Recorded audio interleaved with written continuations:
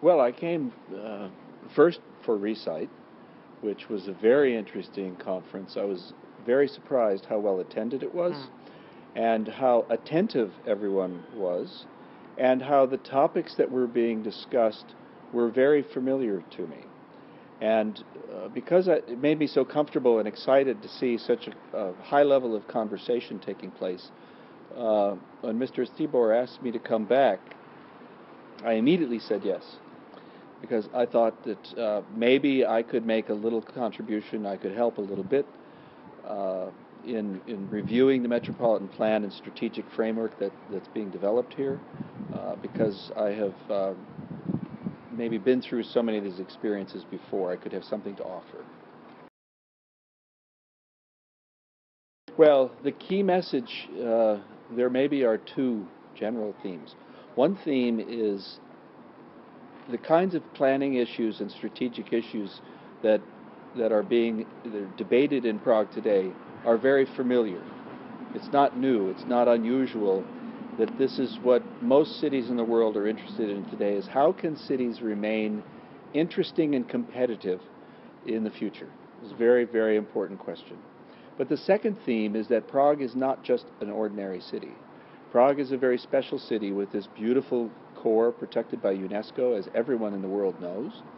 And yet, it is not just about the core. This is a city of many centers, many villages. Some are modern, South City, West City, these are modernist cities. And some are old traditional villages. And that raises the question of how does that change how we think about planning? And it says some very important things. One is, Prague is different because the high-rise towers are not going to be downtown. That's unusual, because if you look at Paris, London, Rome, the big buildings are always right in the middle of town. So that will never be true here. That means that there are more places to create that new energy within the city, as long as the city wants to accept some modest or reasonable level of growth. Well, I think that what's happening here at IPR is very important, because IPR and the approach to the Metropolitan Plan recognizes that the plan needs to establish a pattern for the future, a pattern of green spaces, of infrastructure, of transport and mobility, of land use, and so on. But it also, through the strategic framework, needs to set direction for how Prague should move forward. But it's not up to IPR to set the direction. It's up to the people and the elected officials to set the direction.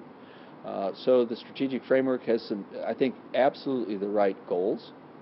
And those goals suggest that Prague might emphasize embracing creativity, embracing prosperity, embracing mobility, embracing a clean environment, but also that Prague might embrace open government as a way of communicating with people about the direction the city could go.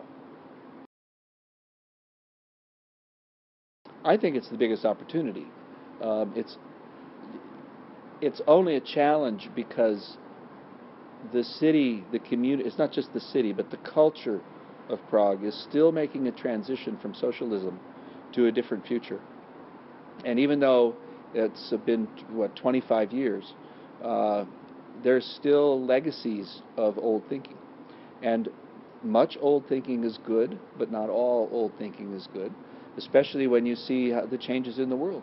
Some cities some cities are taking off with growth. That's probably not what people want here in Prague. But some cities are reinventing themselves, like East London is not growing, but it's reinvented itself as a hotbed of creativity and innovation. So it's attracting young people at a very rapid rate. And after all, young people will be the future of Prague. People like me will not be the future of Prague. Okay, I think that's great. Thank you very much. Good. I'm a professional talker. No, that's